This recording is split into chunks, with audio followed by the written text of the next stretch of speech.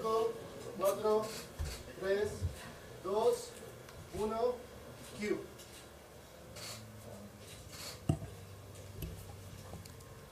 Muy buenos días a todas las personas que hoy nos acompañan en la Casa de la Justicia Electoral oaxaqueña. Consejeros, consejera y consejero del Instituto Estatal Electoral, bienvenidos, representantes de los medios de comunicación, compañeros colaboradores del Tribunal Estatal Electoral, magistradas.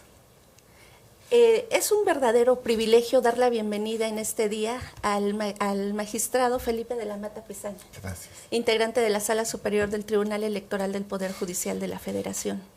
De igual manera, a nuestra paisana oaxaqueña, magistrada electa, doctora Roselia Bustillo Marín, próxima integrante de la Sala Regional Jalapa de la tercera circunscripción. Es un verdadero honor, decía yo, un privilegio recibirles en este día. Y quiero referirme precisamente al tema que hoy se abordará. La libertad de expresión, el derecho a la información y el debate público deben ser espacios libres de estereotipos de género y de violencia contra las mujeres. Visibilizar los discursos de odio en el contexto político ayuda a identificar mensajes que actualizan este tipo de violencia. Hemos normalizado muchos estereotipos y el discurso público está plagado de expresiones contra las mujeres que ejercen funciones en cargos de elección popular.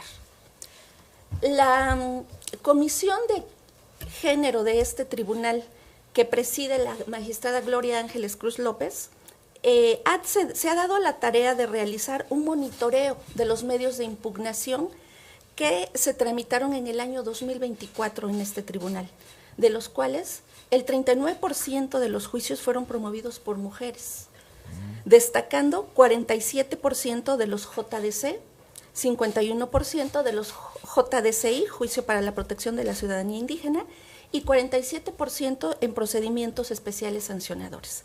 De ellos, el 44% por violencia política en razón de género, ¿no? En promedio. De ahí la importancia del tema que hoy nos convoca esta mañana, que nos acompañan, ¿no? Porque la espiral de violencia vulnera otros derechos más allá de los derechos político-electorales, afecta la seguridad de sus familias, de sus hijos, de sus colaboradores más cercanos y no en pocas ocasiones de su vida misma. Por eso la trascendencia del tema que hoy nos convoca. Sean ustedes bienvenidos a esta su casa. Muchas gracias, muchas gracias. Gracias. Muchas gracias, presidenta. Buenos días, magistrada Elizabeth, personal del tribunal, que para mí es muy importante que el día de hoy nos acompañen porque es la primera, le comentaba al magistrado que es el primer acto que hace la Comisión de Género y yo como su presidenta pues me honro en que ellos, tanto el magistrado como la magistrada electa de Sala Jalapa, hayan aceptado la invitación de acompañarnos el día de hoy, porque para mí es muy valioso y muy importante el hecho de contar con información actualizada, importante, y para quienes nos dedicamos a la materia electoral, sepan los magistrados que usted es un referente muy importante a nivel nacional y principalmente en Oaxaca. Bienvenidos, consejeros.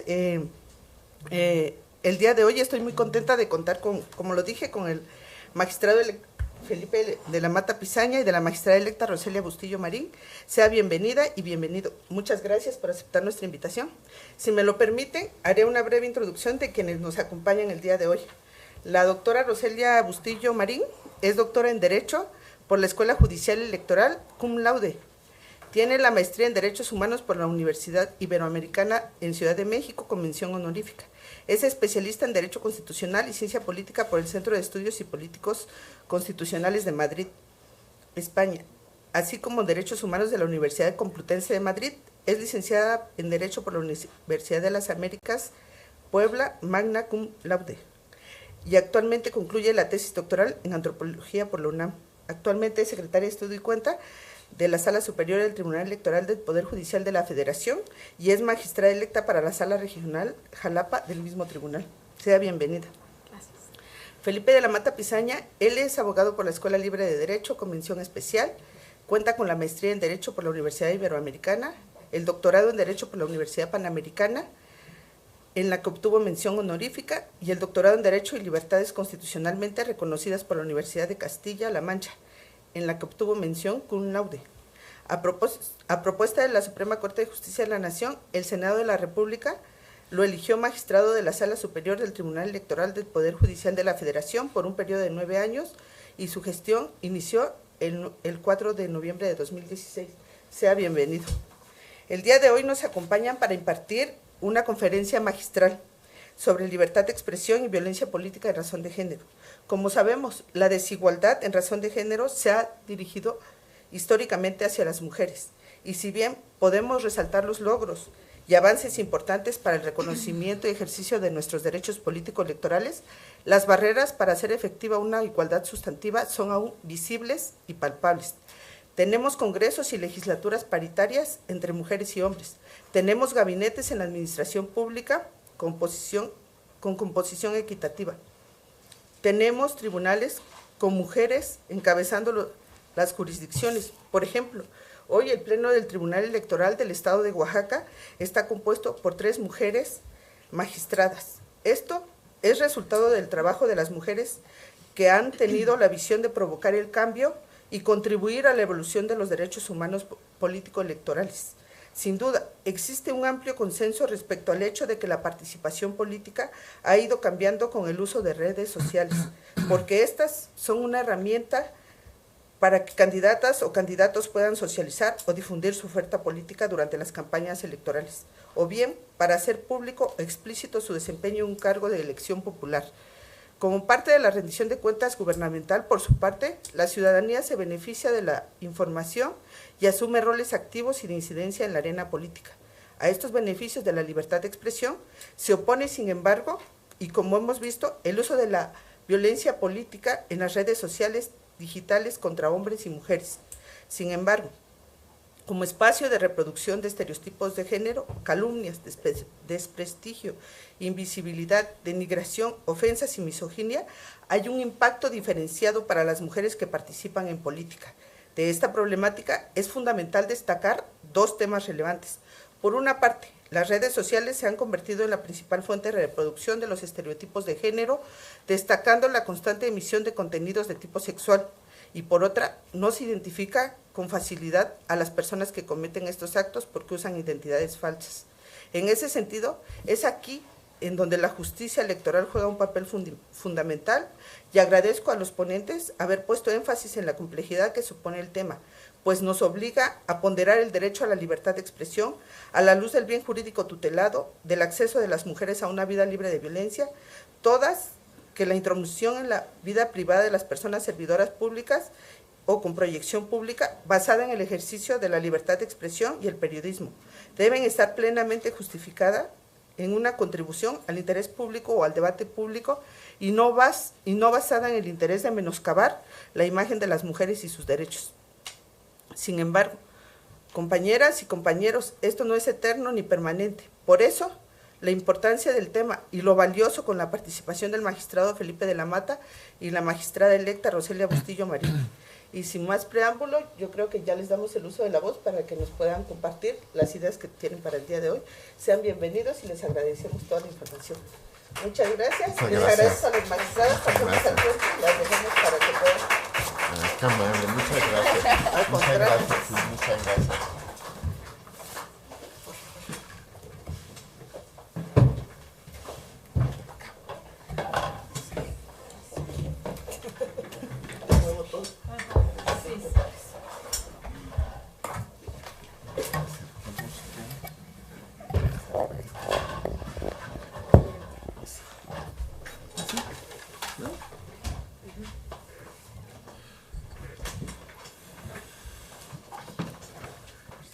Pues,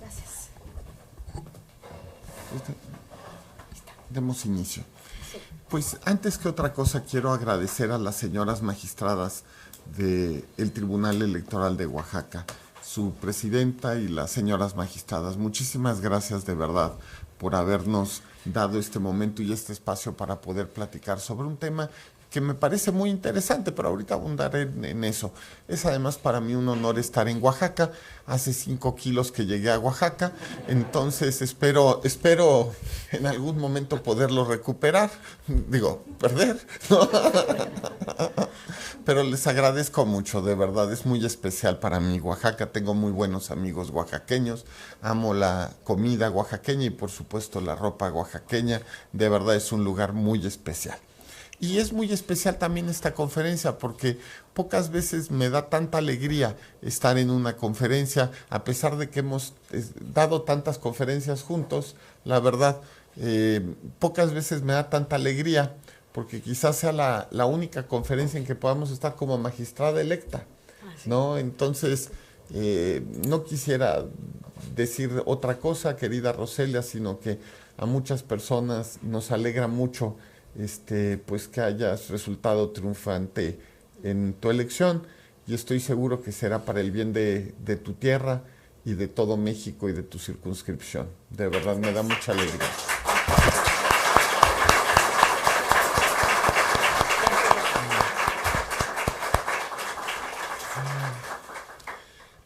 Vamos a dividirnos la conferencia como normalmente lo hacemos, vamos a decirlo como lo hemos hecho en otras conferencias también de esta temática, que es, Roselia comenzaría, la metodología es primero el planteamiento del tema, después yo entraría a ver varios casos prácticos y terminaría Roselia dando la conclusión de la conferencia. ¿De acuerdo? Entonces, dicho lo anterior, cedería el uso de la voz a mi querida magistrada electa Roselia Bustillo. Muchas gracias, querido magistrado Felipe de la Mata, que también es, además de mi jefe, mi amigo. Muchas gracias por las palabras que acabas de dar. Y también quiero agradecer a las magistradas, a la magistrada presidenta Sandra Pérez Cruz, a la magistrada Gloria, por también mis amigas, también por la invitación, y a la magistrada Elizabeth también por estar, pues por invitarnos a estar aquí con ustedes y por estar en mi tierra. Pues es la primera conferencia después de esa, de las elecciones y pues bueno, ya veremos qué sucede en los próximos, después del 1 de septiembre, ¿verdad? Y pues un gusto estar con todas y todos ustedes. Veo caras muy conocidas de hace años también, a los consejeros, a las consejeras, y amigos y amigas por estar aquí en la tierra también.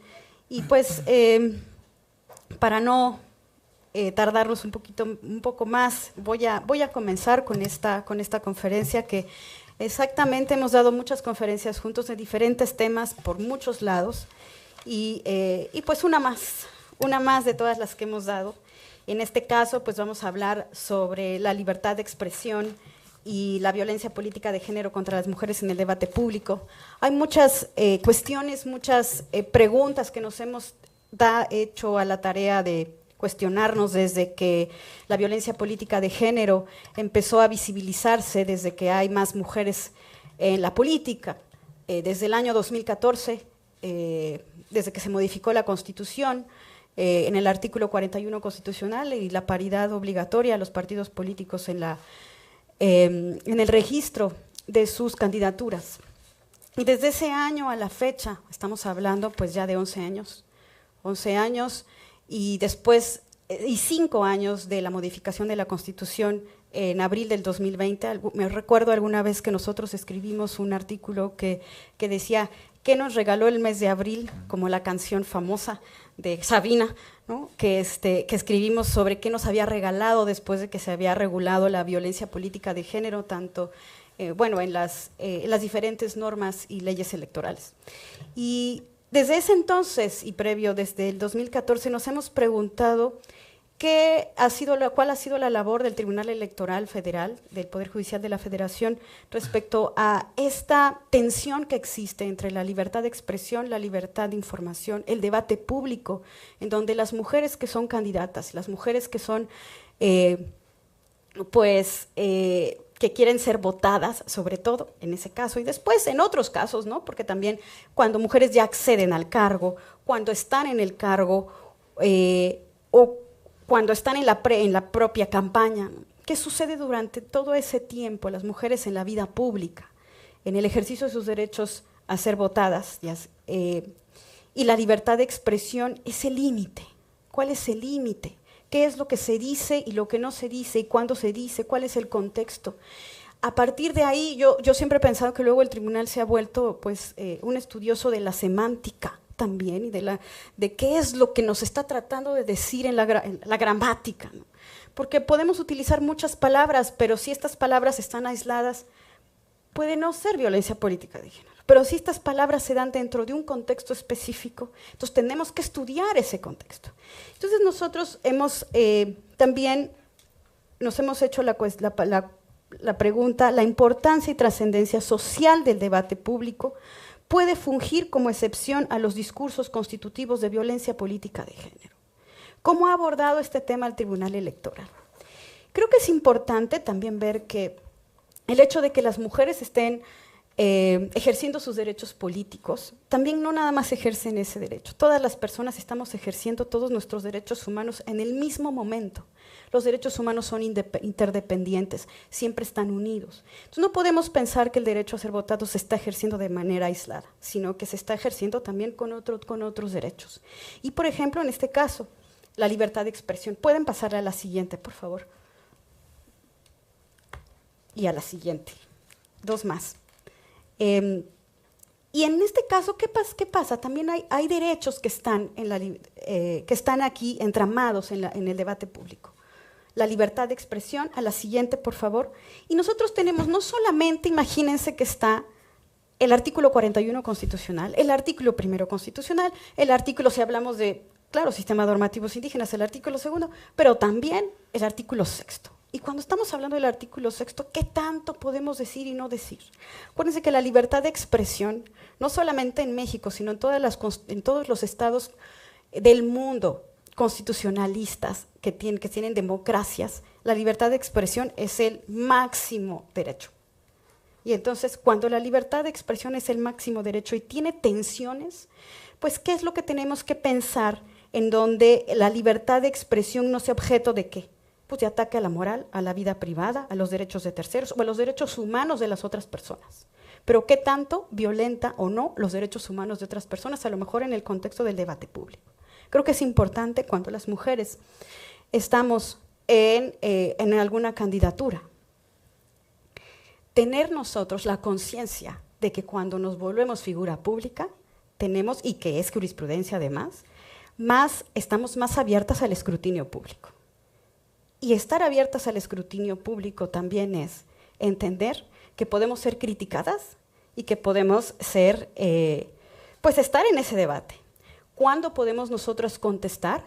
Tener en el contexto que tenemos toda la libertad para el derecho de réplica. Ese derecho de réplica y contestar cuando debemos contestar. Y eso nos hace a nosotras más fuertes.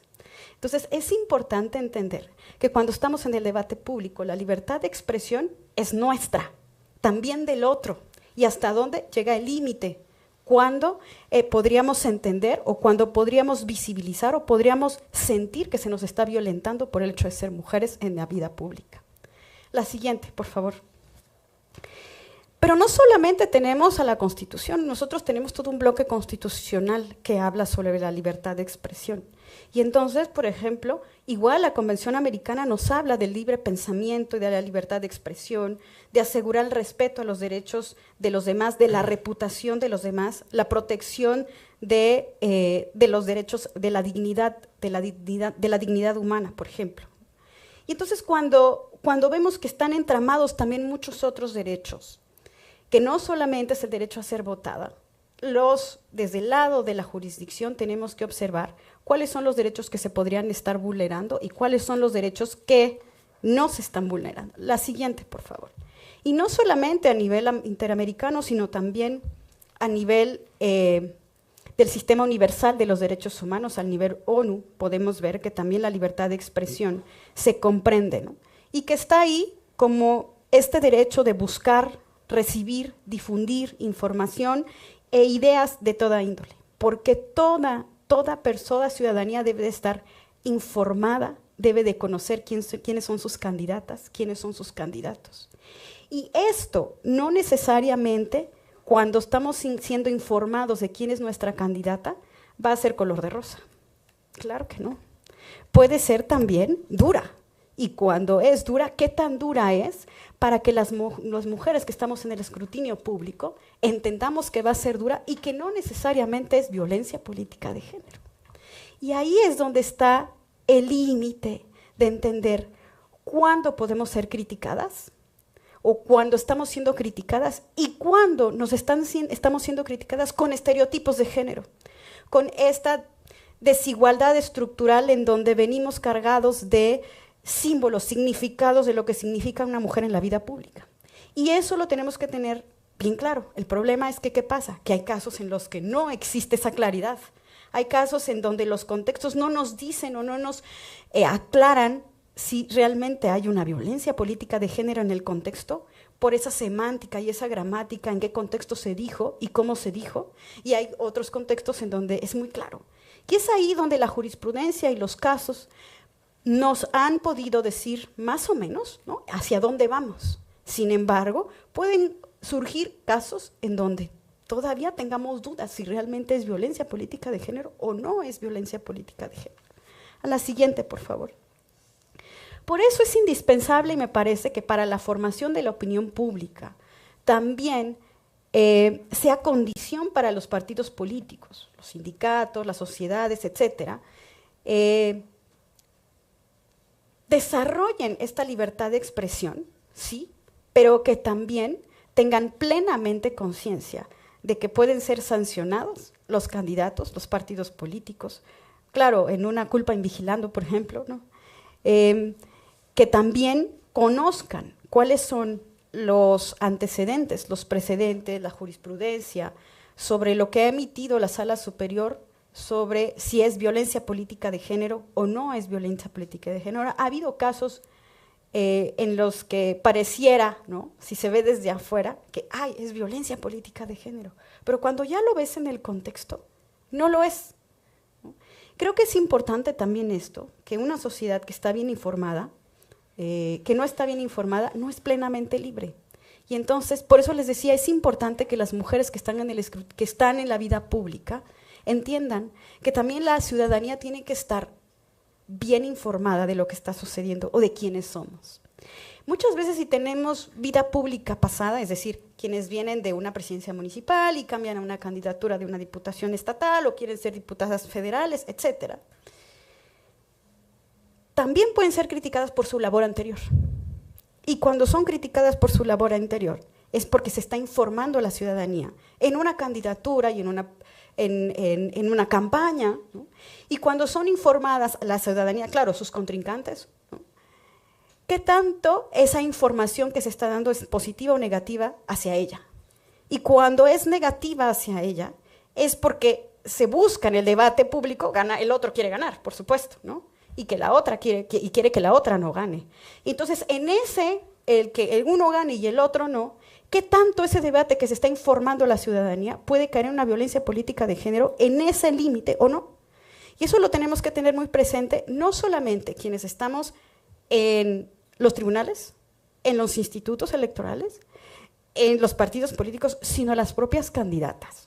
Creo que es importante, porque ¿hacia dónde queremos ir con la violencia política de género? Cuando surgió, no existía. Surgió un protocolo. Primero, en un protocolo donde se empezó, en donde instituciones crearon el protocolo. Después ya se reglamentó. Y todavía en ese paso, decíamos, es que claro, hay violencia política de género. Y vimos casos muy, muy fuertes que ya los contará el magistrado de la Mata en unos 2 minutos. No me voy a extender más. Pero creo que es importante también, podemos pasar a la siguiente, por favor. Es importante también que se entienda que el criterio general de la libertad de expresión debe de maximizarse en el debate público, siempre y cuando aporten elementos que permitan la formación de la opinión pública, ¿no? Pero también, en una auténtica, por supuesto, en las democracias, pero también es importante, si nos vamos a la siguiente, por favor, y a la otra, la siguiente, es importante que entendamos qué es la violencia política de género y que la violencia política de género, nos vamos a la siguiente, por favor. Ahí tiene que suceder en esos elementos que ya nos los conocemos. Quienes están dedicados aquí los conocen perfectamente. Pero creo que hay algo a lo que yo quiero concluir en esta parte, que es no trivializar, no banalizar y no bajar la importancia de lo que es la violencia política de género contra las mujeres. Y eso nos corresponde ¿a quiénes? A las mujeres. Somos las mujeres que tenemos que entender que si estamos en la vida pública vamos a ser criticadas.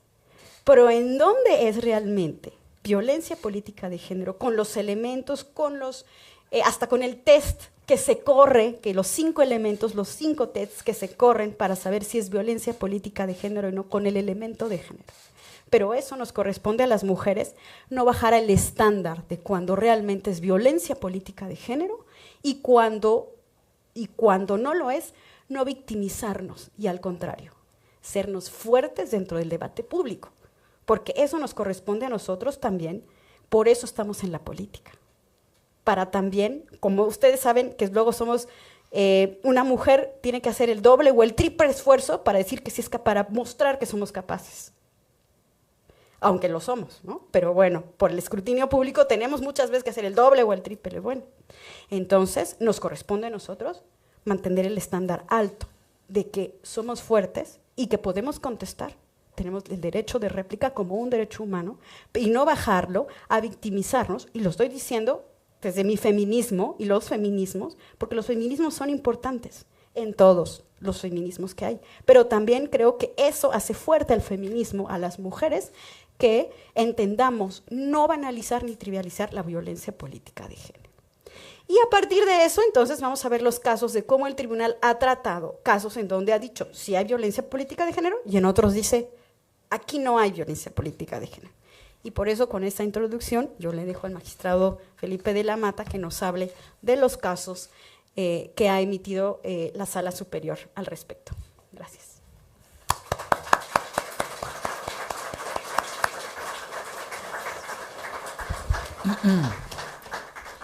Muchas gracias, querida Roselia. A ver, vamos a platicar un poco de la línea de jurisprudencia del tribunal.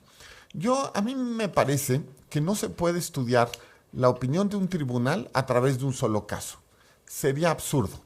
La metodología sería equivocada. Decir, hay un caso por ahí de 2017 que dice tal y llegar a la conclusión de que esa ha sido la línea de jurisprudencia. A ver, esos son sesgos, se dirían sesgos cognitivos, es decir, sesgos en torno a la información que se quiere plantear o que se busca establecer a través de un solo caso. Pero a ver, veamos más bien una serie de líneas de jurisprudencia donde se evidencia que el tribunal ha sido maximizador de los derechos político-electorales de las mujeres, pero también de la libertad de expresión y de la libertad de prensa. Y se los dice, les voy a confesar, quien por azares del destino, a mí en la sala especializada, cuando estaba yo en la sala especializada, me cayó, digamos, me turnaron el expediente relativo al primer caso de violencia política de género del país. En ese momento, cuando estábamos resolviendo ese caso, la verdad es que no teníamos mucho con qué resolver. Teníamos, y cuando me refiero a no teníamos mucho, estoy refiriéndome particularmente a que no teníamos ninguna base normativa. Es decir, teníamos por un lado el artículo 17 de la Constitución, el sexto, el séptimo, alguno que otro más, ¿de acuerdo? El principio de igualdad, artículo primero, por supuesto, poco más, ¿de acuerdo? Y un protocolo que se acababa de firmar y que no resultaba obligatorio. Se plantea el caso que en ese momento era un caso que me parecería que ya a estas alturas estaría muy avanzado, es decir, evidenciaría que era un caso de BPG. Por lo menos eso fue lo que nosotros pensamos. Y que fue justamente el caso de una excandidata al gobierno de Puebla, que en ese momento tenía, vamos a decirlo así, el tema de que se ponen unos spots en televisión donde se dice que ella no valía por sí, sino que valía exclusivamente por su ex jefe. Y que además, si votabas por ella, en realidad estabas votando por él. En ese año, que habrá sido el año de 2015, 2016, no, 2015 yo creo, cuando planteamos el caso y establecimos que era violencia política de género, para sorpresa nuestra de los 3 magistrados que éramos los magistrados de esa sala especializada, nos lo revocaron en la sala superior, curiosamente. Bueno, tendría todavía que pasar unos años para que se hiciera la legislación en esta materia. Bueno, este caso prácticamente se reprodujo, que fue, como les dije, el primer caso de violencia de género, que un órgano jurisdiccional determinó que había violencia política de género, también se vio replicado en el año de 2018 con otra candidata, que fue justamente en el cual, en esta candidatura, por cierto, al mismo estado de Puebla, donde les voy a leer el spot, en una parte se decía: la esposa del exgobernador, ¿no?, la pusieron o regalaron el cargo solo para que su esposo, el exgobernador, se reeligiera y siguiera al mando. Era evidentemente un mensaje en el cual no solo se denostaba, sino se desempoderaba a una mujer para el ejercicio posible de un cargo. Y nos damos cuenta, y en este caso, la Sala Superior determinó que había violencia de género y bajó el spot correspondiente. Aquí es donde nos vamos dando cuenta cómo se fue construyendo poco a poco el tema de violencia de género, desde una perspectiva jurisprudencial. Primero fue la jurisprudencia y después fue la ley. El siguiente es todavía más, pues diría yo, más claro, porque además en este hay estereotipos de género, donde se evidencia una línea jurisprudencial contundente del tribunal, donde lo que se define de manera clara y precisa es que hay una asimilación entre la candidata al gobierno del estado de Puebla y su marido, que también había sido gobernador del estado de Puebla. A ver, si recuerdo bien, esta fue un spot muy desagradable, de verdad. Han pasado los años y este es de los más, no sé si el segundo o tercer más desagradable que a mí me ha tocado definir. A ver, es un espejo. Sale vamos a decirlo así, sale un rostro, de acuerdo, pues como de si fuera un cuento de hadas, ¿de acuerdo? Y cuando la posible, en ese momento, candidata al estado de Puebla, se voltea a ver en el espejo, en el reflejo no aparece la imagen de ella, sino la imagen de él. Y justamente este caso se llamó Espejito, Espejito, ¿de acuerdo? Y justo se estaba a través de esta persona, ¿cómo decirlo?, de esta fórmula de estereotipos de género, donde las mujeres son princesas, donde tienen que depender de un príncipe, donde se asimila la mujer al marido, donde se desempodera el carácter de la mujer. Entonces, la consecuencia de ello es que, vamos a decirlo, se estaba generando violencia política de género, año 2018. Entonces, fíjense cómo se fue construyendo poco a poco la línea de jurisprudencia. En el año 2021, de acuerdo, tuvimos también un caso que en ese momento fue muy famoso, muy, muy famoso, y que generó muchos enojos por parte de diversas personas, ¿no? A ver, ya no tiene sentido mencionar a las personas, pero fíjense, van a recordar estas palabras. Me dicen que hay una diputada que fue senadora, que está vinculada a este tema, que ahora es compañera nuestra y es más bocona que, bueno, no están mis hijas que son menores de edad, entonces lo voy a leer, que la chingada.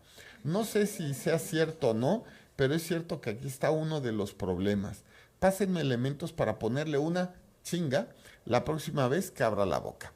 Y terminamos estableciendo que en este caso había violencia política de género, porque se trataba de una frase, si ustedes se dan cuenta, con un tono un tanto machista, y que además aquí lo hicimos de manera, me parece interesante, porque la pregunta es si podía haber o no inmunidad en torno a las palabras de este diputado que dijo esas palabras, ¿de acuerdo?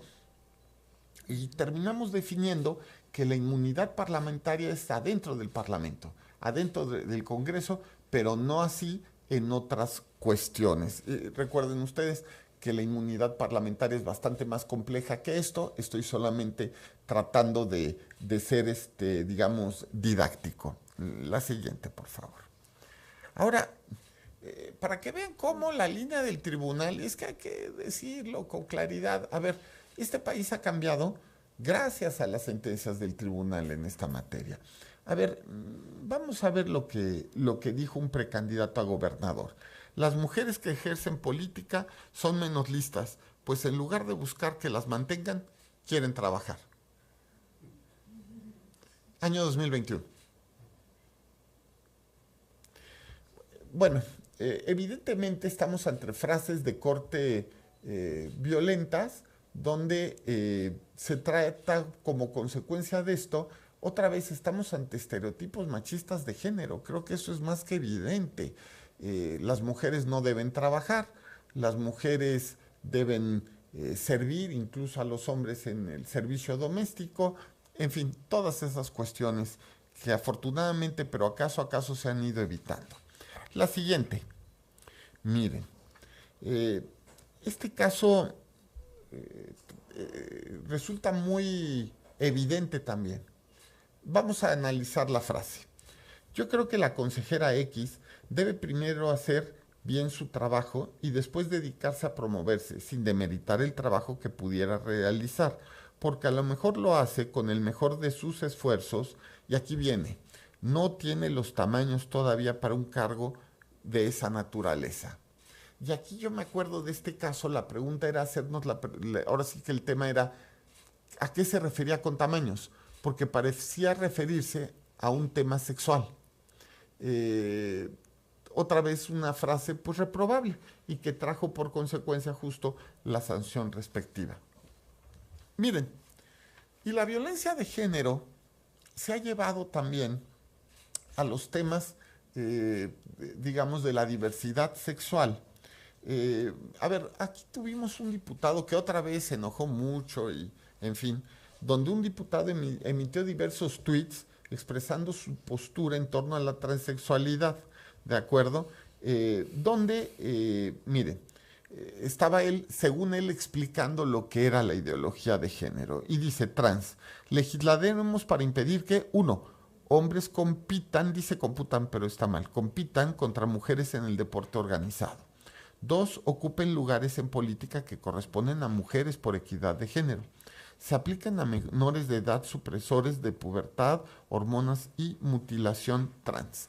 Como estamos viendo en este caso, además de que la persona que escribió esto demuestra una gran ignorancia en torno a los temas de género, también está, vamos a decirlo, pues evidenciando su falta de empatía y su falta de calor humano. Lo hemos platicado muchas veces con la magistrada electa Roselia, cuando escribíamos algunos libros que hemos escrito o algunos que hemos coordinado juntos. La verdad es que este tipo de temas se resuelven con la empatía, ¿no? Es decir, el tema es ponte en lugar de la persona que estás juzgando y probablemente a través de eso puedas estar cierto de cuál debe ser la definición. Al poner esta frase, estaba este diputado rompiendo los estándares razonables del discurso político, porque la consecuencia de esto podía ser, y fue de alguna manera, la violentación de los derechos de la comunidad de la diversidad sexual. El siguiente fue un caso que para mí fue muy difícil de juzgar, se los quiero decir con mucha sinceridad.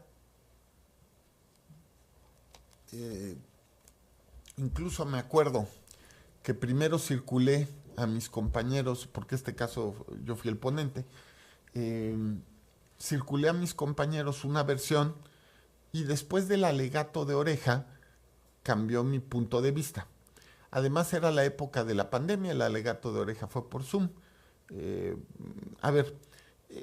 Fíjense ustedes, este caso de verdad me fue muy complicado. A ver, se trataba de un noticiero donde en el noticiero se decía que una persona, y salían fotografías y un video, si recuerdo bien, de una candidata a diputada, donde se decía, aquí no se pusieron las palabras exactas, es una tristeza, puedo errar en alguna zona del parafraseo, pero decía algo así como de Juanita Pérez, la persona en cuestión, ¿no? Dirían en inglés Jane Doe, ¿no? Juanita Pérez, ¿de acuerdo? Quien tiene como única aptitud para la candidatura que tiene a diputada, y venían las fotografías y el video de esta mujer, que por cierto, en su juventud había hecho una sesión de fotografías para una revista, pues no sé si calificarla como erótica, la verdad es que yo ya no sabría si calificarla como tal, es probable que sí, pero es una revista donde ella salía en paños menores, lo había hecho en su juventud, había sido un contrato, eran imágenes públicas, y por el otro lado, pues ya habían pasado, no sé, 15 años, ¿de acuerdo? Y ahora era candidata a diputada.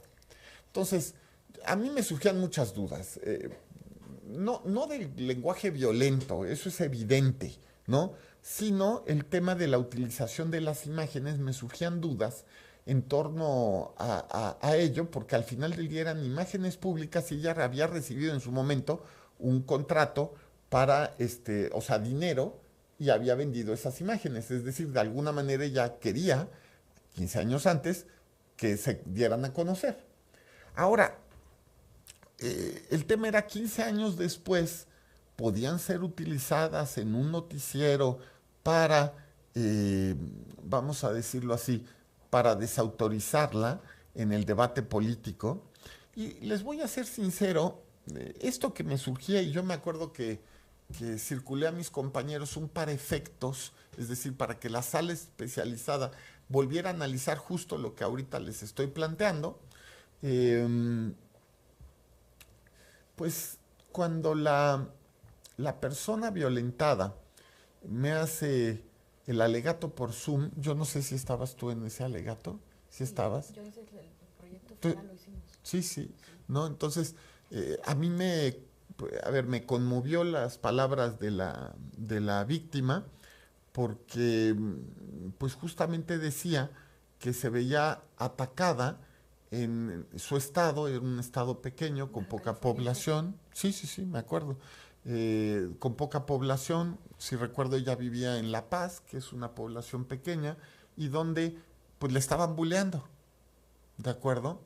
Entonces, y me acuerdo, de verdad, fue para mí muy esclarecedor ver la circunstancia de la víctima, donde se había utilizado un noticiero para desautorizar a una persona por un trabajo, porque era un trabajo de modelo que ya tenía en esa época, un trabajo que se había hecho varios lustros atrás.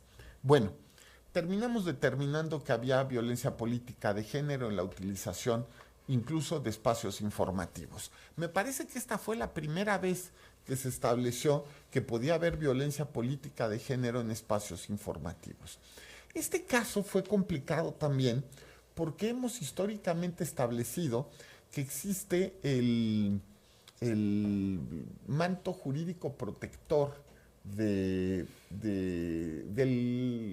la profesión de periodista, ¿de acuerdo? A ver, tenemos que determinar de manera clara y precisa que el Tribunal Electoral hace años, cuando se hizo la torpe, lo digo también con sinceridad, reforma del año 2014, se pudo haber arruinado, digamos, no otra cosa, las noticias, porque existían una serie de principios en la Constitución que, de haberse interpretado de la manera sesgada que quizá era la que buscaba el constituyente permanente, ¿de acuerdo?, pues habrían generado que se hiciera pues censura a las noticias, particularmente con dos temas.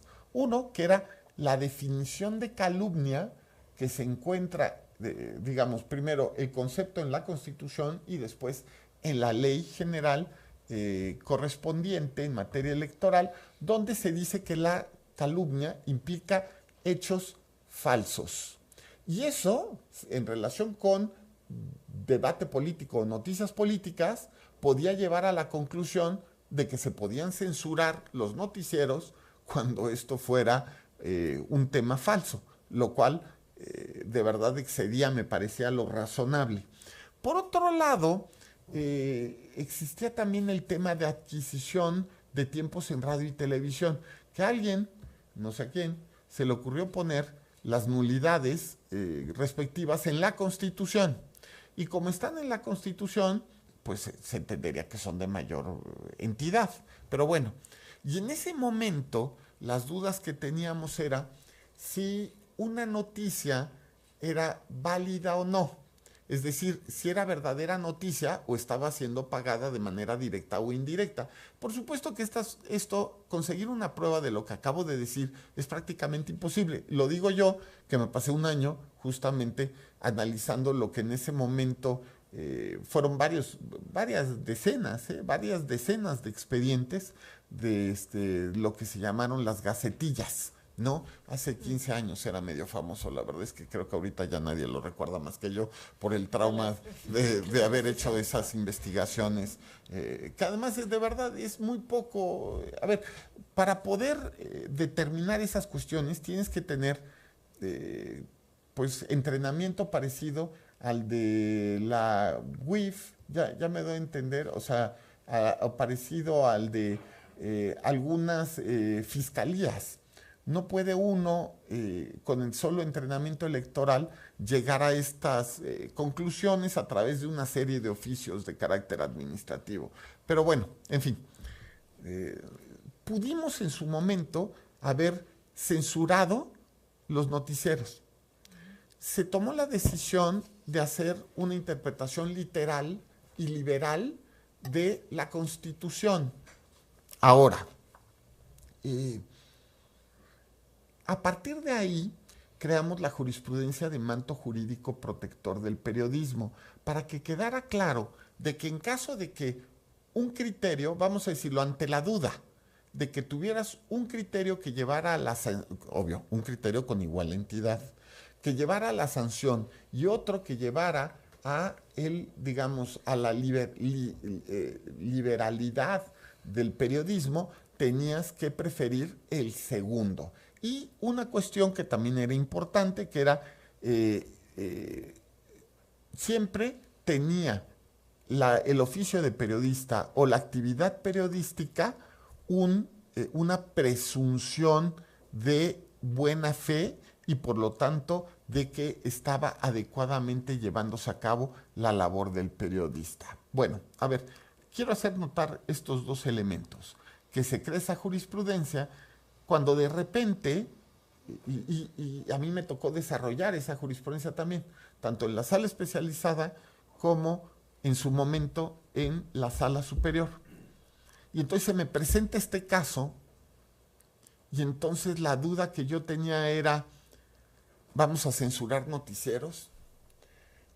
El debate que yo mismo me puse a mí mismo unos pocos años antes. Y terminé en su momento diciendo que no, que era ridículo y absurdo poder censurar noticieros, ¿no? Bueno, parecía que estábamos ante un caso de excepción. Después de entender el caso y entender la circunstancia de violencia que sufrió la víctima, en este caso, terminé proponiendo a mis compañeros, modificando el proyecto original, para que hubiera BPG. Me parece que esta es de las poquísimas sanciones que ha habido por BPG en noticieros. Esto quiero hacerlo notar, porque nos evidencia que incluso los periodistas, en el ejercicio de noticias, pueden llevar a cabo, por supuesto, violencia política de género. No son ángeles. Decía Jefferson, y creo que tenía razón, que los hombres no son ángeles ni demonios. Simplemente todo depende de las circunstancias en las que se encuentren. Y esa es justamente la cuestión. Los periodistas, si bien su labor es fundamental en el Estado democrático, también pueden cometer BPG en el debate, digamos, en el ejercicio de su labor periodística. Y este caso me lo demostró. Sin embargo, ojo, para mí fue bien difícil este caso. El siguiente. Y justo también desde el caso de la libertad de expresión, ¿de acuerdo? Tenemos este caso, el llamado de muñequitas de Sololoy. Porque, miren, justo en este caso fue un poco complejo determinar la utilización del lenguaje. Cuando la persona que utilizó el nombre refiriéndose a, miren, la frase era, resulta que son muñequitas de Sololoy y ahora les duele mucho que les llamen como son.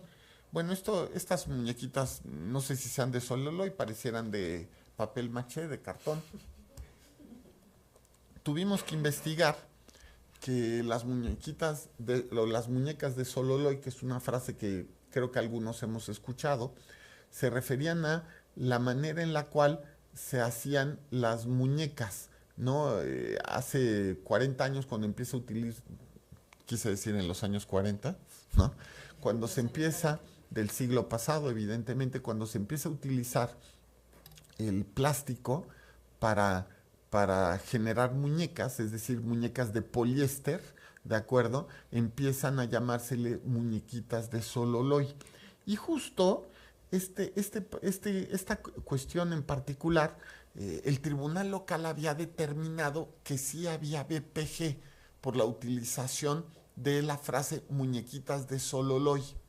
Y nosotros, digamos, retiramos la sanción porque si bien se utilizaba el muñequitas de Sololoy, también era verdad que no tenía el tema de género, era parte del debate legislativo que en ese momento se estaba llevando a cabo y no eran estereotipos de género. Pero quiero que se den cuenta que es difícil, muchas veces, este caso estaba como en el límite. Es difícil llegar a una conclusión simple y los casos siempre son complejos, ¿no? Bueno, ahora la siguiente. Bueno, yo creo que justamente definimos ciertos parámetros para resolver este tipo de cuestiones, ¿no? Establecer el contexto en el que se emite el mensaje, me parece que en este también estuviste tú, querida Roselia, ¿verdad? Es que en todos los casos de BPG, importantes, la verdad es que siempre, por lo menos en mi ponencia, siempre ha estado Roselia, y justo este es el tipo de cuestiones que evidencian que era importante establecer un test, particularmente para esta cuestión. Establecer el contexto en el que se emite el mensaje, precisar la expresión objeto de análisis, señalar la semántica de las palabras, lo cual siempre es complejo, definir el sentido del mensaje, ¿de acuerdo? Y esta era la cuestión en particular, a partir del momento y lugar en que se emite, para la cual deberán considerar los usos, costumbres, regionalismos del lenguaje y condiciones socioculturales del interlocutor. Es decir, cuál era el contexto de la frase en el lenguaje que se utilizaba. Y finalmente, verificar la intención de la emisión del mensaje. ¿Era una intención violenta o era simple debate? Claro, adivinar el elemento subjetivo siempre es complicado. Este tipo de casos siempre son difíciles. No quiero llegar aquí y decirles, es muy fácil. No, y sobre todo recuerden, la violencia política de género, como la entendemos hoy, es una línea de jurisprudencia que lleva pues varios años, que inició en el año 2015 y en 2025 está cumpliendo su 10º año. Llevamos 10 años de sentencias de violencia política de género. Entonces se sigue creando y apenas la violencia política de género existe desde el año 2020, más o menos, existe, digamos, en la Constitución y en la ley. Entonces también estamos ante una figura novedosa y que sin duda seguirá teniendo desarrollo en el tiempo. De hecho, les voy a contar que cuando yo me fui al doctorado, en el año 2006, termina la elección de 2006, yo terminé pues la verdad, muy frustrado, muy enojado, como que estaba yo cansado de esa elección y dije, bueno, pero me voy a poner de buenas yéndome a estudiar el doctorado a España, ¿no? Entonces ya, y me puse de buenas, ¿no? Y yo me fui, sí, ¿no? Pero les voy a decir algo. Yo me fui pensando, además ya llevo 10 años de secretario de estudio y cuenta en el Tribunal Electoral, 10 años. ¿Qué más puedo aprender yo de materia electoral? ¿No? Fue lo que me dije. Bueno, ok. Ya llevo, digamos, 28, ¿de acuerdo? Y todos los días aprendo algo nuevo en esta materia. La verdad es que es una materia, como todas, seguramente, infinita. No hay un solo caso que sea idéntico al otro.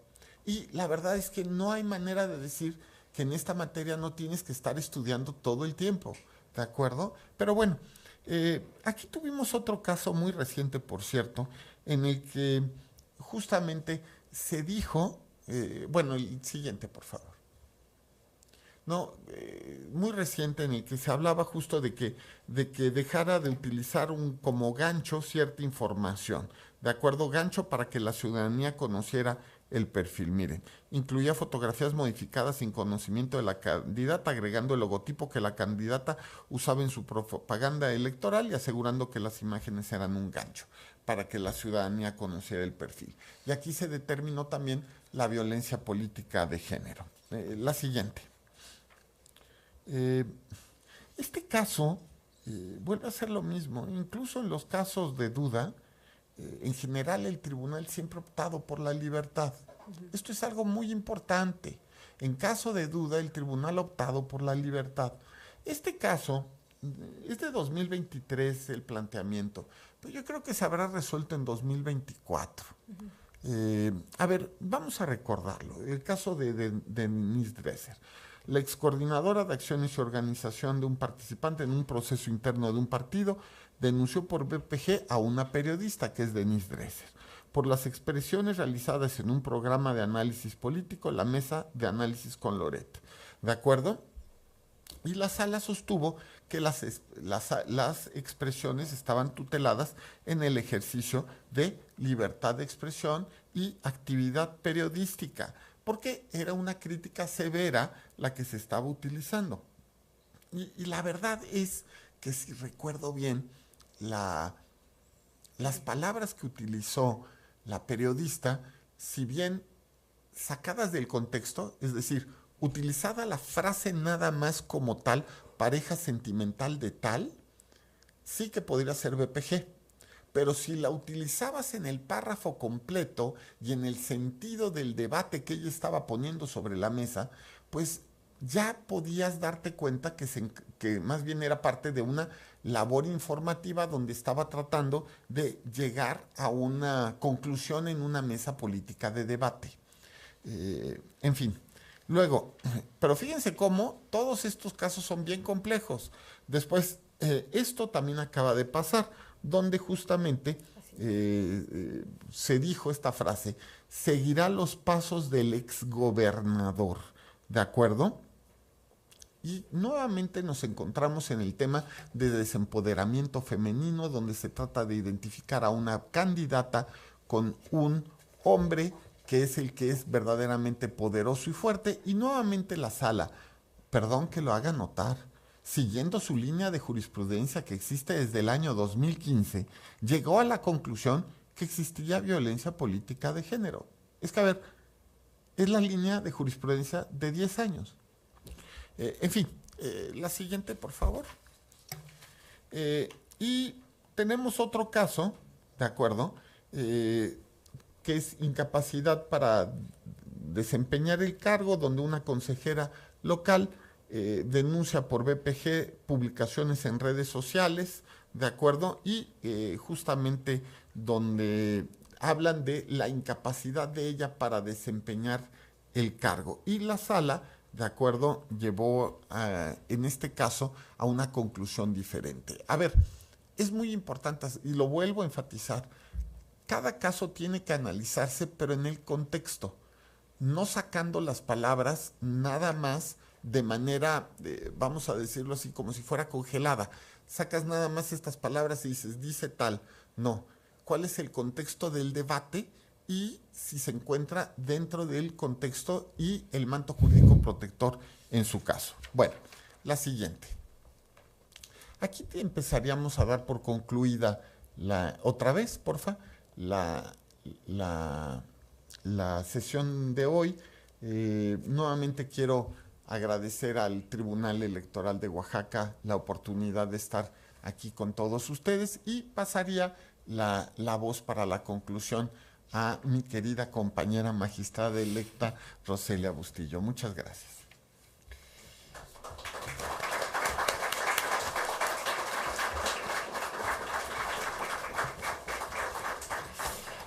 Muchas gracias. Pues como han visto, existe una línea jurisprudencial efectivamente desde hace 10 años, en donde ha habido casos muy mediáticos, otros no, otros casos en donde pareciera que es violencia política de género y en donde se ha protegido la libertad de expresión, el manto jurídico protector hacia los periodistas. Y bueno, en conclusión, me parece que es importante observar que en ningún caso se puede utilizar como excusa para proferir discursos que atenten contra el libre desarrollo de las mujeres en el ámbito público. Eso es algo que sabemos y en donde nos posicionamos todo el tiempo para la protección de los derechos políticos de las mujeres y cualquier otro de sus derechos humanos en el ámbito político. Sin embargo, la pregunta que nos hicimos al inicio, ¿cómo evitar el uso de estereotipos de género para efectos de discriminación en el debate político? Y con ello, límite en su justa dimensión, poner el límite en su justa dimensión de la libertad de expresión. Y finalmente, entonces, podríamos decir, si nos vamos a la siguiente, es ¿cómo nos podríamos contestar esto? ¿Habría que pensar en una reforma electoral otra vez? ¿No? Es decir, ¿en qué sentido? ¿No? La tensión entre expresiones duras y severas y las que contienen estereotipos de género en el debate político. Pero si nosotros ya sabemos que cada contexto es distinto, cada caso es distinto, entonces si ponemos las palabras que podrían ser o no en una reforma, pues nos limitaría, ¿no? Por ejemplo. O la discriminación en sentido general y la relacionada con estereotipos de género con el fin de mermar los derechos políticos, ya está. Ya sabemos cuál es la discriminación en sentido general. Sin embargo, me parece que hay que tener muy claro que esa discriminación por supuesto que puede darse con estereotipos de género, pero hay veces en que no existe discriminación si estamos las mujeres en el escrutinio público y podemos contestar. Es decir, no podemos cerrar la boca y decir hay violencia política de género y presentar nuestra denuncia. Podemos hablar, podemos decir, podemos contestar. Nosotras también tenemos la libertad de expresión y podemos informar si realmente lo que se está diciendo es verdadero o falso. Entonces también habría que observar el contexto. Y finalmente, con el fin de evitar esta trivialización de la violencia política de género que les decía al principio, habría que definir e incluir cierto tipo de conductas que sí ha considerado en sus criterios el Tribunal Electoral como violencia política de género, sin que con ello sea limitativo. Y podría dejarlo en el debate. Podríamos pensar que podría darse en alguna reforma, de manera general, no de manera limitativa. O en su caso, definir concretamente el tipo de insultos que contengan elementos de discriminación de género, pero también nos estaríamos, me parece, limitando. Pero podríamos, ¿por qué pusimos esto? Porque en su mayoría, todas las jurisprudencias, o en su mayoría las jurisprudencias que ha emitido el Tribunal Electoral de violencia política de género fueron incluidas en la reforma del 2020, es decir, de violencia política de género, ¿no? Entonces, ¿qué pasa con lo que ha surgido después de 2020 que ha emitido el tribunal? Hay unas que están aisladas, hay otras que ya son jurisprudencia o tesis aisladas, ¿no? Pero todo esto, ¿en dónde podríamos tenerlas? ¿Dónde podríamos tener como estos últimos casos que nos van dando, ¿no? Por un lado, sí es violencia política de género, por otro lado no lo es, por otro es libertad de expresión, por otro lado el manto jurídico protector, por otro lado, cuando hay duda, la libertad de expresión. Entonces, me parece que si concluimos, podríamos decir, el fenómeno de la violencia política de género debe de ser, es discriminación y debe ser rechazada desde primera instancia. Sin embargo, hay que considerar que también no debe ser trivializada y considerar que hay límites a la violencia política de género, que puede ser la libertad de expresión y el manto jurídico protector a partir de cada contexto. pensar que sí, que todo lo que nos dicen a las mujeres es violencia política de género, es pensar que nosotras nos estamos minimizando en la política. Entonces creo que también es importante nosotras darle la importancia a la violencia política de género cuando realmente lo es. Con eso concluiríamos. Muchas gracias. Muchas gracias, qué padre.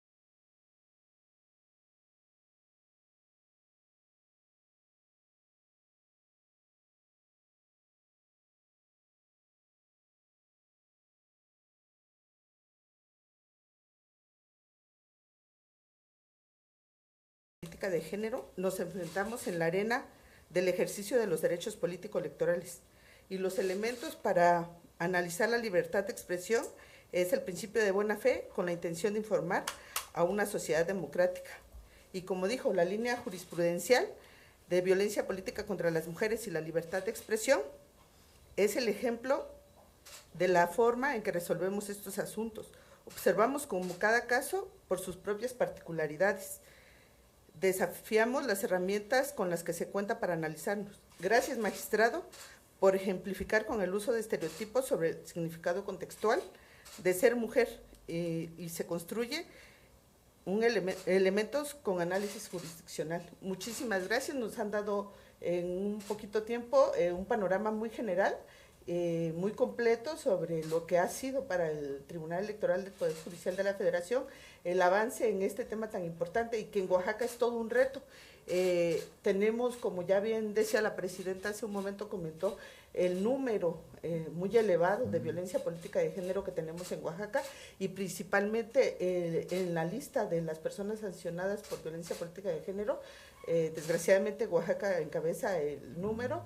A pesar de que, pues sí, Oaxaca tiene 570 municipios, no es excusa, pero sí es preocupante esa realidad en Oaxaca. Y precisamente el día de hoy en el Pleno vamos a sesionar y tengo un caso muy relevante en el cual ya se plantea un análisis diferente, no solo acreditar violencia política de género, como ha reiterado el Tribunal Electoral del Poder Judicial de la Federación, que no basta nada más que se reiteren los hechos, sino con hechos relevantes y nuevos, acreditar la violencia política de género y generar momentos de cambio para que en Oaxaca cambie el ejercicio en paz y tranquilidad del ejercicio pleno de las personas a los derechos político-electorales. Pues nos han dejado un muy buen sabor de boca. Ojalá no sea la última, digo la primera y la última vez, sino que sean bienvenidos siempre a Oaxaca y principalmente al tribunal. Agradecemos su presencia el día de hoy. Muchísimas gracias. Y gracias a todas las personas que nos hicieron el favor de escucharnos. Le solicito a la presidenta que nos acompañe para darles un reconocimiento.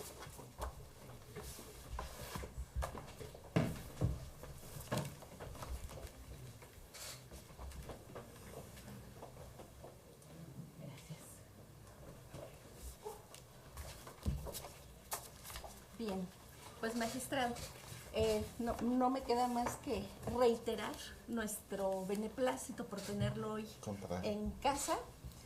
En nombre del tribunal me permito hacer la entrega de este reconocimiento por su destacada participación como conferencista con el tema libertad de expresión y violencia política de género en el debate político. Muchísimas gracias y nuestro reconocimiento. Qué amable, muchas gracias. Qué amable.